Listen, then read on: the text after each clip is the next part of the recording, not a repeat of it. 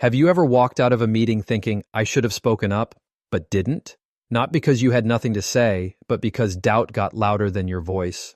In the workplace, confidence isn't about being the loudest in the room. It's about knowing how to show up with clarity, presence, and power, even when your heart is racing. This isn't about fake it till you make it. This is about learning to speak so people listen. And more importantly, so you start believing your voice belongs there too. Confidence at work doesn't begin with your words. It starts much earlier, with how you carry yourself before you ever open your mouth.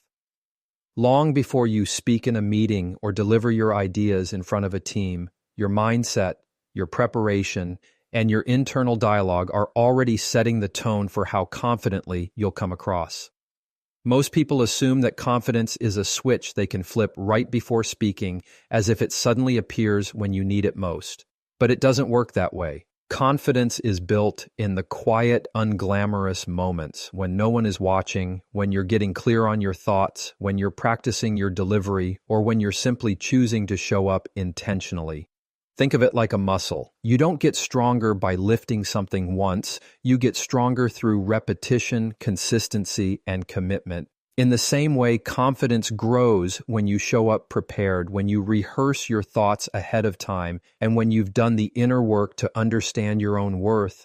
You don't need to wait until you feel bold to speak up. You just need to trust that preparation and clarity are already doing the heavy lifting for you. One of the biggest lies people believe about confident speakers is that they're never nervous. But nervousness doesn't disqualify confidence. It's possible to feel the nerves and still speak with power, because you've built a foundation underneath those nerves. That foundation is what holds you up when your voice wants to shake. Workplace dynamics can amplify insecurities. When surrounded by managers, senior team members, or louder personalities, it's easy to second-guess your value, but confidence doesn't come from how others view you. It comes from how you view yourself. Do you believe that what you have to say matters? Are you clear on what you bring to the table? Confidence is about walking into a room with the mindset that your voice is not an interruption, but an addition. When you speak from that place, your words carry weight. Not because they're loud, but because they're rooted in something deeper than just performance. Preparation is one of the most overlooked tools in building confidence. When you walk into a meeting knowing what you want to contribute, you naturally eliminate half the anxiety. Even writing down a few bullet points before a conversation can make a massive difference in how grounded you feel. Confidence doesn't always require charisma. It often just requires clarity, and clarity comes from being intentional, not reactive. When you've taken time to think through your ideas, you're less likely to be thrown off by questions or interruptions. You stay anchored because you know where you're going. Posture also plays a subtle yet powerful role. How you sit, stand, and enter a room can communicate more than your words. Holding eye contact, standing or sitting tall, relaxing your shoulders, these small cues send signals not only to others but to your own brain. Your body and your mindset are in constant conversation. When your posture aligns with presence, your voice follows. People can sense when someone is comfortable in their own skin, and that sense of roundedness begins with how you hold yourself before and during the moment you speak. Dialogue matters too. Many people talk themselves out of confidence before they even get the chance to express their thoughts. The inner critic can be loud, telling you that your idea isn't smart enough, that you'll stumble, that others will judge, but confidence grows when you replace that noise with self-support. Instead of feeding doubt, choose to affirm your preparedness. Remind yourself of your experiences, your knowledge, your effort. You've earned the right to contribute, not by being perfect, but by being present and ready. Often the expectation is that confidence will show up fully formed when you need it. But in reality, it shows up in pieces, through preparation, through presence, through small choices to speak, even when you feel unsure. The people who appear confident in the workplace aren't always the ones with the best ideas. They're simply the ones who gave themselves permission to speak. That permission starts with a belief that you don't have to be flawless to be effective. You just need to be clear, grounded, and willing to show up. there's also a deeper truth beneath the surface. Confidence doesn't always look like what we expect. It's not about dominating conversations or having the flashiest vocabulary. Sometimes it looks like asking a thoughtful question. Sometimes it's simply stating your point clearly, then letting it sit without over-explaining. It can look like listening deeply before you speak because you trust that when it's your turn, you'll be ready. Confidence is quiet, steady, and often understated, but people notice it, and they respond to it, not because you're louder, but because you're more grounded. This kind of confidence isn't about ego, it's about contribution. It's about knowing that your ideas, your questions, your perspectives matter, and because they matter, you're willing to share them, even when your heart races a little. The more you speak from that place, not of needing to prove something, but of wanting to add value, the more natural it becomes. Yes, over time, confidence stops being a performance and becomes a posture. You don't have to fake it, you embody it. Even in high-pressure situations, when the stakes feel high or the room feels intimidating, confidence still comes back to the same principles. Have you prepared? Do you know your value? Are you grounded in your own message, not the reactions of others? When those questions are answered with intention, your voice begins to carry something more than just information. It carries presence. People don't just hear you, they feel your conviction. And that's what makes confident communication powerful. In the end, confidence isn't something you wait for. It's something you build, step by step, word by word, room by room. And it starts long before you speak. In the workplace, one of the most misunderstood ideas about communication is the belief that you have to speak perfectly to be taken seriously. Many people stay silent not because they lack good ideas, but because they fear their words won't come out just right. They imagine the ideal speaker as someone who never stumbles, who always knows the exact phrase to say, and who can speak effortlessly under pressure. But that's not how confidence works. The goal is not to be perfect, it's to be heard. And being heard doesn't require flawless delivery. It requires authenticity, intention, and clarity. When you speak at work, your goal isn't to impress, it's to connect.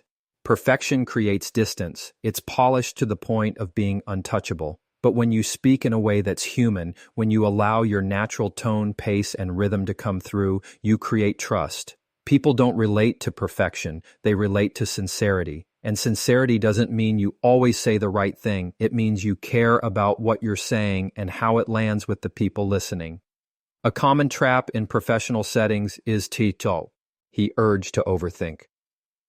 Before speaking, you run through a mental checklist. Is this the right word? What if they disagree? What if I sound unqualified? This kind of internal questioning might feel like caution, but often it's just fear in disguise. And fear rarely leads to clarity. It leads to hesitation, which comes across in your voice. You speak more softly, you qualify your statements, or you trail off before finishing your thought. And over time, you train yourself to avoid speaking at all.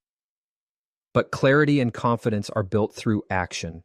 Every time you speak, even if it's messy, you're proving to yourself that your voice matters. You don't need a flawless sentence structure to make a point. You need a clear message and the willingness to stand behind it. When you let go of the need to sound impressive, you make room to be impactful. People don't remember perfect grammar. They remember how your words made them think or feel. So instead of obsessing over being right, focus on being real. Speaking with confidence doesn't mean speaking without pause. Some of the most powerful communicators pause frequently. They take their time. They allow space for their message to settle. That space makes people lean in, not tune out. When you rush through your words to avoid sounding nervous, you often sacrifice connection. But when you own the pace, when you let your words breathe, you project calmness. Even if you're still working through nerves internally, it's not about eliminating all fear. It's about learning to speak through it. Another reason people chase perfection is because they fear being challenged.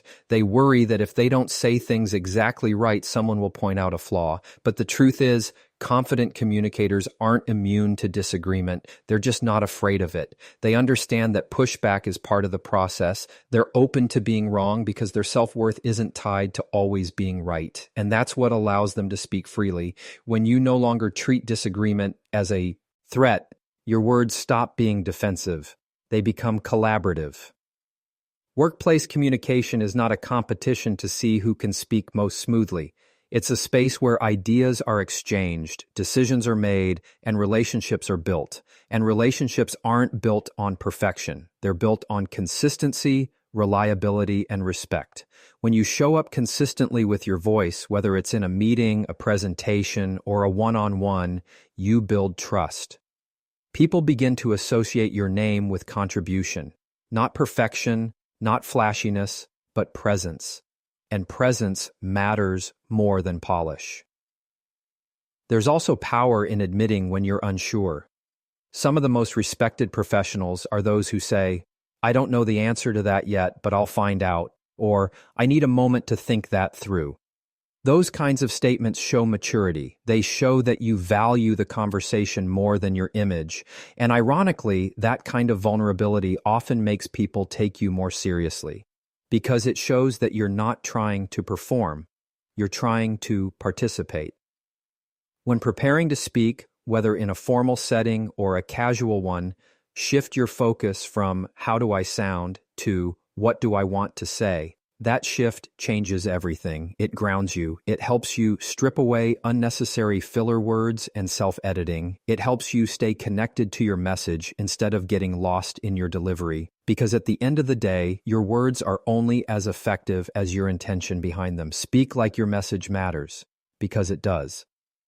Confidence also grows from feedback, not the kind that judges your tone or delivery, but the kind that acknowledges your effort. Sometimes the best way to get more confident is to speak up, reflect on how it felt, and then try again. It's a process. You don't wait until you're ready. You become ready by doing. And every time you speak, you're collecting small wins. Even if the sentence didn't come out the way you wanted, even if your hands were shaking, you spoke, you showed up, and that matters. One helpful practice is to take note of how people respond when you speak from a place of authenticity. Do they nod? Do they follow up with questions? Do they use your language later on? Those subtle cues are proof that you're being heard, not because you were perfect, but because you were clear and real. Collect those moments. Let them remind you that your presence is valuable, not just when you speak flawlessly, but when you speak honestly.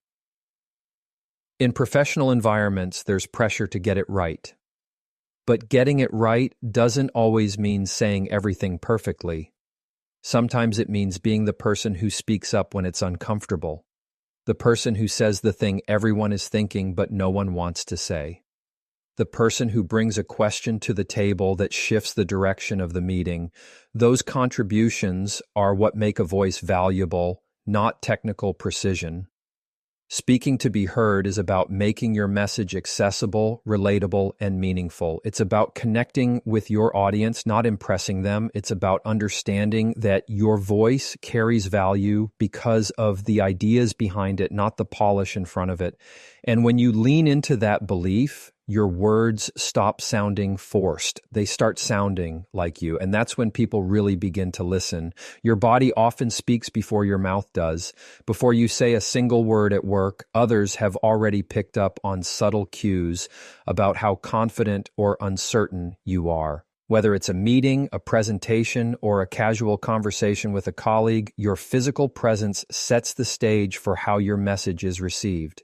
Even when you feel unsure on the inside, the way you carry yourself on the outside can shape how both you and others experience your words. That's why body language is one of the most powerful yet often overlooked tools for building and communicating confidence. In professional environments, confidence isn't just heard, it's seen. The way you walk into a room, the way you sit at the table, and the way you use gestures while speaking can instantly influence how others perceive your authority, credibility, and engagement. People naturally respond to visual signals. When your body language aligns with your words, your message feels stronger and more authentic. When it doesn't, even great ideas can get lost in translation. One of the simplest yet most effective adjustments is your posture. Standing or sitting with an upright spine, relaxed shoulders, and an open stance communicates that you are present and grounded. It shows that you belong in the space without needing to say a word. Conversely, slouching, crossing your arms, or shrinking into yourself can unconsciously signal self-doubt, even if your words are confident. The way you occupy space says a lot about how you see yourself, and others pick up on that without realizing it. Eye contact is another key component. Maintaining steady, respectful eye contact shows attentiveness, honesty, and conviction. It lets people know that you're engaged, not distracted. But it's not just about looking, it's about seeing. When you make eye contact while speaking or listening, it shows that you're connecting with your audience, not just delivering information. People want to feel seen and heard, and when your eyes communicate presence, your message carries more weight. Facial expressions also contribute to how your message is received. A calm, steady expression can project clarity and control, even if you're feeling nervous. Subtle nods, a small smile, or an expression of curiosity can all reinforce what you're saying. On the other hand, tense facial muscles, darting eyes, or forced expressions may create dissonance between your words and your delivery. The goal isn't to put on a performance. It's to allow your face to reflect the sincerity and focus behind your message. Gestures, when used intentionally, can help reinforce key points and give your words rhythm and emphasis. Hand movements can guide your audience through your thoughts and make abstract ideas more tangible, but they must come from a place of authenticity. Over-rehearsed or exaggerated gestures can be distracting, while natural, purposeful movements enhance clarity. Think of gestures as physical punctuation for your ideas. They help break up information and make it more memorable. Even your breathing patterns play a role. Shallow, rapid breathing can signal anxiety and make your voice sound tense or rushed. Deep, steady breathing calms the nervous system, supports your vocal strength, and brings a sense of composure to your delivery. Before speaking, taking a moment to breathe deeply can be the difference between a scattered message and a grounded one. That breath gives your mind space to organize thoughts and gives your body time to settle into presence. The way you move can also impact how you're perceived. When walking into a room, do so with intention. Avoid rushing or hesitating at the door. A steady pace with shoulders back and head held high immediately communicates poise. During meetings, small physical actions like leaning forward slightly when someone else is speaking can demonstrate engagement. Even how you turn your body toward or away from someone affects the tone of the interaction. Angling your body toward your listener shows respect and interest. Turning away, even slightly, may unintentionally suggest disinterest. Silence paired with confident body language is another underrated strength. When you pause before answering a question or hold space between sentences, your posture and eye contact help maintain control of the moment. Many people rush to fill silence because they're afraid of how it will be perceived. But when your body stays composed, silence becomes powerful rather than awkward. It gives your words room to breathe and demonstrates that you're comfortable taking up space. One of the most empowering things about body language is that it works both ways. Not only does your posture influence how others see you, but it also influences how you see yourself. Studies have shown that holding strong, open postures can actually increase feelings of confidence. This means that even if you're not feeling completely sure of yourself internally, adopting confident body language can help shift your mental state. It creates a feedback loop. The more you act with composure, the more composed you begin to feel. This is especially useful during high-pressure situations. Whether you're delivering a presentation to leadership or contributing to a heated discussion, the physical choices you make can ground you in the moment. Instead of fidgeting or avoiding eye contact, you choose to anchor yourself by planting your feet firmly, keeping your shoulders relaxed, and directing your energy outward rather than inward. These small physical cues remind your mind that you are safe, prepared, and capable.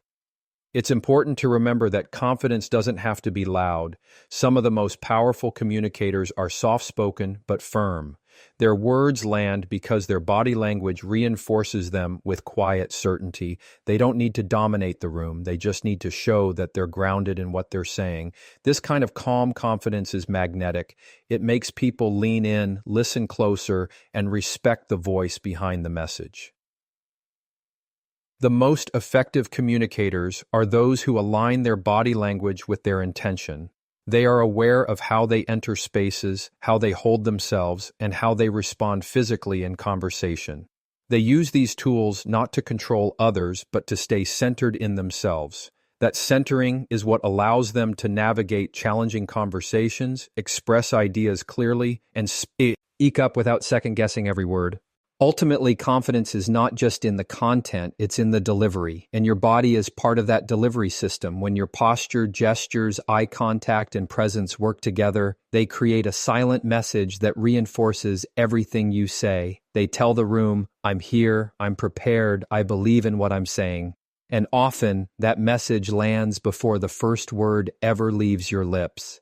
Silence, when used intentionally, is one of the most powerful tools in communication, especially in the workplace. Yet, it is often misunderstood or feared. Many people rush to fill every moment with words, believing that pauses create awkwardness or indicate uncertainty. But silence, when strategically embraced, can command attention, create impact, and enhance credibility. It is not the absence of communication, but rather a deliberate space that allows your words to land and gives your listeners time to absorb your message. In high-pressure environments, there's a natural urge to speak quickly.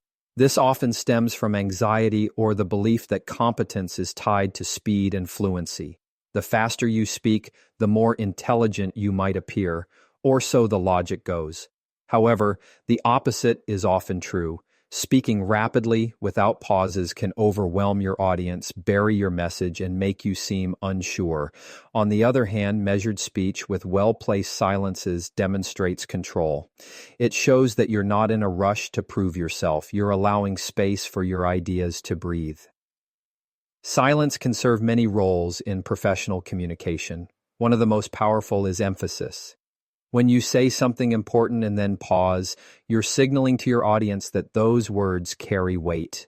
That moment of quiet forces people to sit with your statement. It creates anticipation, reflection, or sometimes even discomfort, all of which are effective in grabbing attention. It's during those pauses that your message often resonates the most, not when you're speaking, but when you've stopped. Another key role of silence is reflection. When you're asked a question or presented with a challenge, taking a moment before responding gives the impression that you're thoughtful and deliberate. It shows that you're not reacting impulsively, but instead considering your response. This is particularly important in leadership settings or high-stakes conversations. A short pause before speaking can make your words seem more measured and authoritative. You're not filling space, you're preparing to deliver value. In conversations or meetings, silence can also shift the dynamic of power. When used effectively, it invites others to fill the space, often revealing their true intentions or thoughts. For example, in negotiations, a quiet pause after stating your position can create pressure on the other party to respond. It subtly places control in your hands without the need for confrontation or assertiveness. You're allowing silence to do the work that words often can't, letting the other person engage more deeply without forcing the issue. Beyond conversations, silence is crucial in presentations. A well-timed pause between sections helps the audience transition from one idea to the next. It gives them a mental break to catch up and digest what was said. Without these moments, even the most brilliant ideas can get lost in a flood of information. Silence creates structure. It separates the noise from the signal, ensuring that your core message stands out. Many professionals worry that silence will make them look unsure or unprepared. But confidence isn't about filling every second. It's about owning the space, including the quiet parts. A confident communicator understands that they don't need to over-explain, justify, or rush. They allow moments of stillness because they trust that their words are strong enough to stand on their own. This restraint is not weakness, it's strength. Another subtle benefit of silence is that it fosters active listening. When you're not constantly thinking about what to say next, you can truly hear what others are saying. This presence makes your responses more relevant, your insights more precise, and your interactions more genuine. You're no longer just waiting for your turn to speak, you're engaging in a real dialogue. And in a world where everyone is eager to talk, being a listener who knows when to pause is a rare and valuable trait. Silence also allows space for others to contribute. In group settings, people often talk over one another, compete for airtime, or dominate discussions. But when you choose to pause, you open the door for quieter voices to step forward. You create a shared space rather than one where only the loudest opinions are heard. This can foster inclusion, collaboration, and better decision-making. You become known not only for what you say, but for the space you hold for others to speak. Furthermore, silence can help de-escalate tense situations. In emotionally charged conversations, responding too quickly can escalate conflict. But pausing gives you a moment to breathe, regulate your emotions, and choose a more constructive response. It shows maturity and emotional intelligence. It communicates that you are not easily provoked and that you value resolution over reaction. Sometimes the best way to move a conversation forward is not by pushing harder, but by stepping back for a moment. Practicing silence takes intentionality. It requires comfort with discomfort, especially in cultures or workplaces where fast, constant communication is the norm. But the more you lean into it, the more natural it becomes. Try waiting 2 seconds after someone finishes speaking before you respond. Try pausing before answering a tough question. Try letting your most important point sit in the air before moving on. These small habits can transform the way others perceive you and the way you perceive yourself. What's remarkable about silence is that it doesn't require talent, charisma, or special training. It requires presence. It requires the courage to resist the urge to fill space. And in doing so, it offers a level of influence that words alone often can't achieve. When used with intention, silence says, "I'm not afraid to hold space. I'm not here to impress. I'm here to connect." In professional environments where noise is constant and speed is rewarded, choosing silence can feel radical. But it's in that space, the pause between ideas, the breath before response, the moment after impact, where confidence is most clearly revealed. Not in what is said, but in the willingness to let the moment speak for itself